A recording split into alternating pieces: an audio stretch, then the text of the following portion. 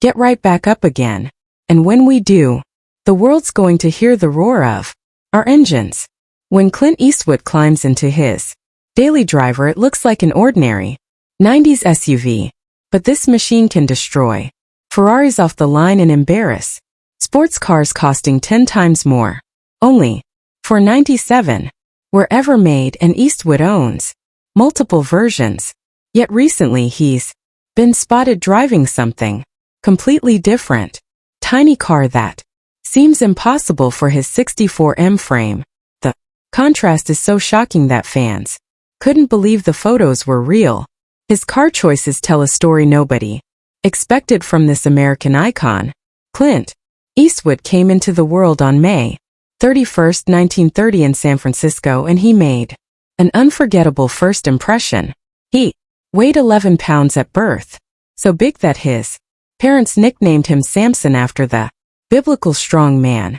The name stuck through his childhood as neighbors and relatives called him by it for years. His size wasn't just a family joke. It gave him a presence that people remembered, a trait that would later carry into his screen career. His father joked that little Samson could probably swing a hammer, already a playful hint of the rugged roles that would one day define him. The Eastwoods had little stability during Clint's early years. The Great Depression made steady work almost impossible, and the family moved constantly in search of jobs. They lived in San Francisco, Oakland, Hayward, Redwood City, Carmel, Sacramento, and a handful of other towns. Clint switched schools 9 times before he was 14, always the new kid trying to fit in. He learned quickly to read people, to adjust, and to keep his guard up. The family lived in cramped boarding houses and small apartments, sometimes with Clint sleeping on couches or sharing a bed with relatives. Money was scarce, with his father working odd jobs that sometimes paid only $20 a week. Out of necessity, Clint developed a calm, stoic nature and a strong sense of self-reliance, traits that later became part of his on-screen identity. In the summer of 1937, a moment came that nearly ended his story before it truly began. Just 7 years old, Clint wandered into the deep end of a community pool in Piedmont. He couldn't swim, and he sank straight to the bottom, lying motionless while dozens of swimmers above had no idea what was happening. A lifeguard named Tommy Peterson finally spotted him, pulled him up, and performed mouth-to-mouth until Clint coughed up water and started breathing again.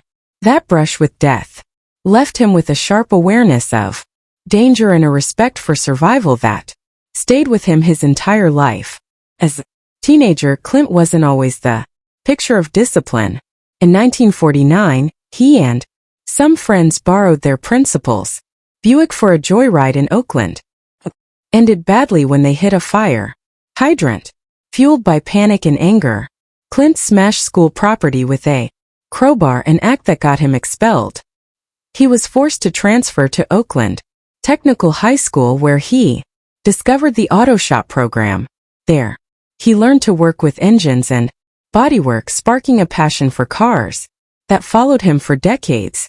He would go on to own more than 30 vintage cars, maintaining many of them himself. Just a couple of years later, Eastwood faced an ordeal that could have ended in tragedy. In September 1951, as a 21-year-old Army private, he boarded a Douglas Skyraider for what was supposed to be a routine flight. The engine failed over the Pacific and the plane went down in cold, rough water. The aircraft sank in less than 2 minutes. Clint and the pilot were left floating without proper life vests, forced to swim more than 3 kilometers through freezing waves. Clint towed the struggling pilot toward the shore, and after nearly 4 hours they finally made it to land. When the Coast Guard found them, they were barely conscious. The experience burned into him a belief that survival comes from calm persistence, a lesson that would shape many of his film characters. After leaving the Army in 1953, Clint found himself broke and searching for direction. He took tough jobs as a lumberjack, gas station attendant, and even a forest firefighter, just to scrape by. A night he spent $25 on acting classes at UCLA. Though he often lived on little more than peanut butter and coffee, he nearly gave up on the classes, calling the exercises fake and pretentious. But his natural charisma kept drawing attention. Those difficult nights would eventually shape the no-nonsense acting style that made him unique. His first real break came with a screen test at Universal Studios. In 1954, the Scouts' written assessment wasn't flattering, calling him too tall, too stiff, and too slow in speech. Yet he was still signed for $75 a week thanks to a casting director who noticed his piercing stare and commanding height. For a year and a half, Clint appeared only in small background roles, often uncredited.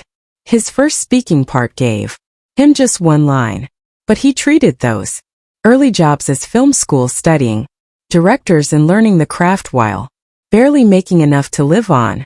By 1958, he was close to giving up entirely. Universal had dropped his contract and he was in debt with a pregnant wife at home. Then came an audition for a new CBS Western, Rawhide. Clint's military horseback training gave him an edge, and the producers saw something in his quiet intensity. He landed the role of Rowdy Yates, and everything changed. Rawhide premiered in 1959 and quickly became a hit. Clint started at $750 per episode, but within a few years his pay soared to $10,000 per episode. He was suddenly one of the highest-paid Western stars on television, with fan mail pouring in by the thousands. His face was on lunchboxes, comics, and toy guns. Yet even at the height of that success he felt restricted, calling himself a prisoner. And chaps, behind the scenes he was already planning a new path. In 1962, frustrated by Rawhide's wholesome image, he began studying Italian in secret. He had heard about gritty new Westerns being made overseas and wanted to be ready. His instincts proved right. Just 2 years later, director Sergio Leone came calling. In 1964, Sergio